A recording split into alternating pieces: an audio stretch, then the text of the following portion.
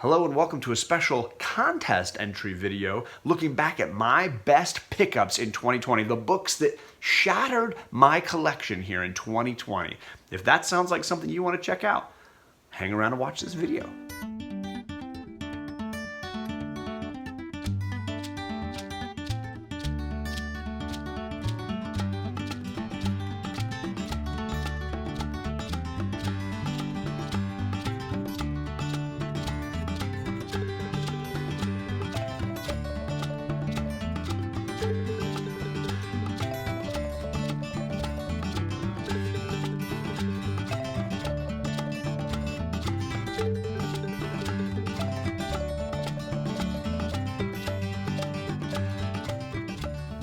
Shout out to Southern Comic Geek. He is doing some of the best giveaways over on his channel, and I've tried to enter all of them because they're always fire with huge books. Every benchmark he hits, he's dropping something really cool, and now he's doing it again. The link to his channel is in the description down below, but you should hopefully already be subscribed to my man. He does some great giveaways, and he's also doing really fun, positive content over there on his YouTube channel. What is he asking? Well, he's asking for us to make videos looking back at 2020 and counting down some lists. Any lists, anything you want to do. You want to talk about the best movies you saw, you want to talk about the best pops you picked up, whatever it is, just tag him, let him know, and share your cool stuff, and you'll be entered into his next contest for a huge book. Me, I decided to look back at 2020 and my collecting and look at some of the books that I either got as gifts or purchased for myself, and really try to narrow it down to sort of 5 groups of books that were the best for me this year. So the 5 categories are going to start off with, firstly, indie books. I snagged some fun indies, some slightly rare variants that I thought were really cool, some books that expanded from the love that I have for certain characters and certain stories. So I'm going to share with you a few of them right off the bat. We got Philadelphia issue 1. I was so late to the game on this that when I finally got an issue number 1, I was super pumped. This is a really great, if you love a good horror history read, there just isn't anything better than this. So this was a great pickup I really enjoyed.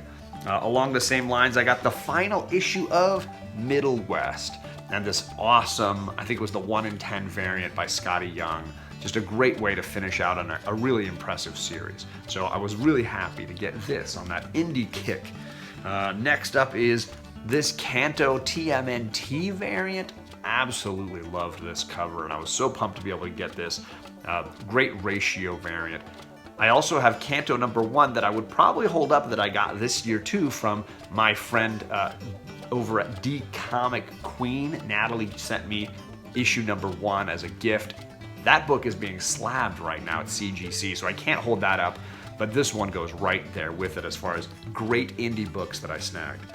Now, the pièce de résistance, the number 1 book on my indies that I got this year, has to be this Die variant. I absolutely love the cover A is beautiful, that red cover, but this really rare. This was an online exclusive variant, no labels, right? It's the Virgin variant, done in black. There's not a ton of these. I want to say 500, 600 copies. This one double signed because they double signed a bunch right there on the assembly line. Absolutely great book. I do absolutely love it. And this is not going anywhere. I don't care about the green label. I can recognize Stephanie's signature and Kieran Gillen's signature. I'm not worried about. These are beautiful. This book is awesome.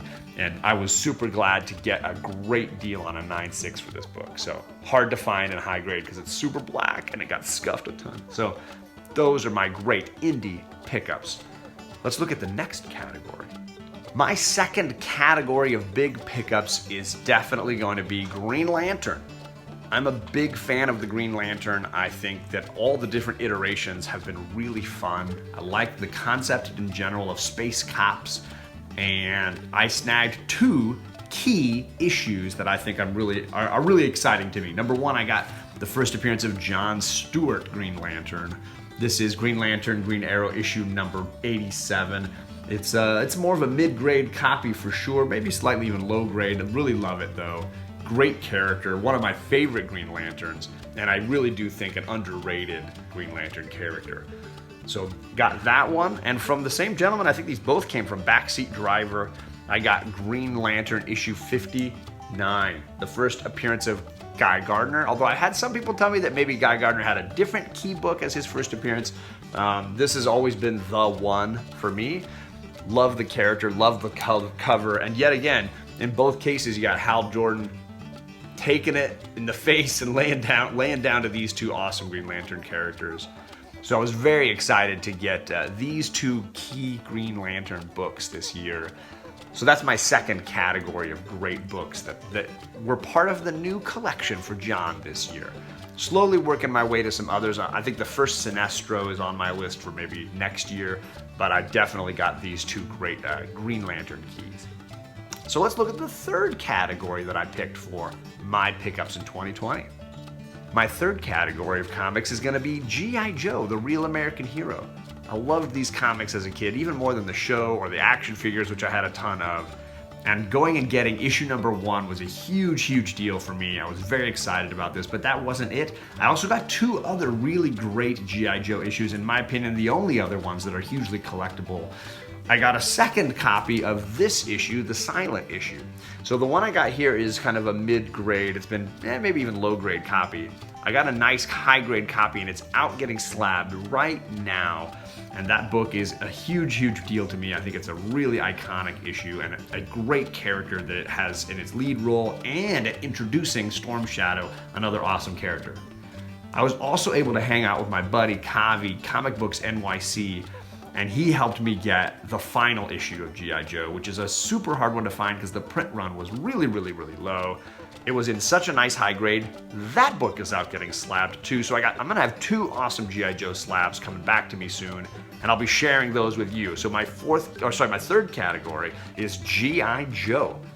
Well, let's see what my last 2 categories might be. You had to know one of my all-time favorite characters is going to be showing up next. That is, of course, Daredevil, and I will tell you, I got 3 Mondo Daredevil books as gifts this year. Huge shout out to my Man Cave Comics, who sent me this issue 7, the first appearance of the red suit Daredevil. I did not think I would get this. It was on my hunt list for 2020.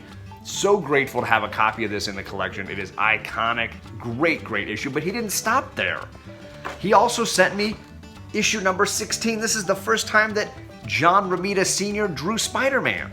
This is an amazing book as well, an absolutely iconic piece of art from an absolutely iconic artist. But this is where it all started for my collecting for Daredevil in 2020. I got the first appearance of Elektra in a 9.6 as a gift. Another awesome community member hooking me up with a book I did not own. The key appearance of Elektra, first time on, can't spell her name right, but she's there on the cover. Her first appearance was another great Daredevil book I got this year. So this is a big year for me with Daredevil, which is why he is number 2 on my list. But who could be possibly number 1?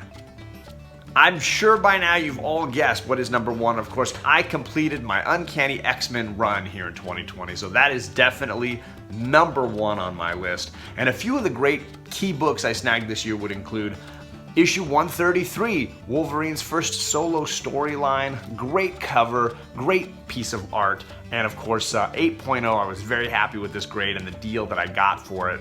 This is one of the last key books that I got on my own, but I also got some amazing gifts this year, so let's go through some of those. TJ sent me this book. This is issue 125, issue in a 9.6. This has got some key first appearances in it, just an iconic cover as well. And dang, one of the last books I needed to get. Thank you, TJ, for hooking me up with that amazing book. But he's gonna come up again later. I also got this, the first appearance of Alpha Flight, the first full appearance. I know 120, 121, I don't care. Issue 121, 9.0, great book, great character. An amazing gift as well. So many people in the community helped me finish out this amazing Uncanny X-Men run. And this will be the book that kind of peaks it all off. The Battle of the Summers Brothers at the airport. This is issue 97 in a 9.6. An absolutely unbelievable grade and an unbelievable book. So yeah, X-Men of course comes in number 1 on my list because of completing that run, even though I got one book at my brother's house that I still haven't picked up yet.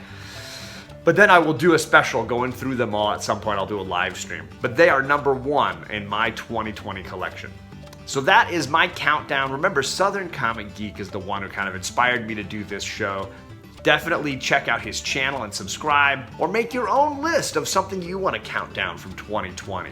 This was the books that I picked up in 2020 that have totally changed my collection, and I am incredibly grateful for those of you that helped me get them. We're going to be doing, Alec and I, a look back at 2020, so make sure you check that out as well. We'll look at the new books and the stories and the artists and writers who've really been shaping 2020 reading for us. Thanks everybody for coming by, and I hope to see you soon on another edited video from John's Comics with Kids.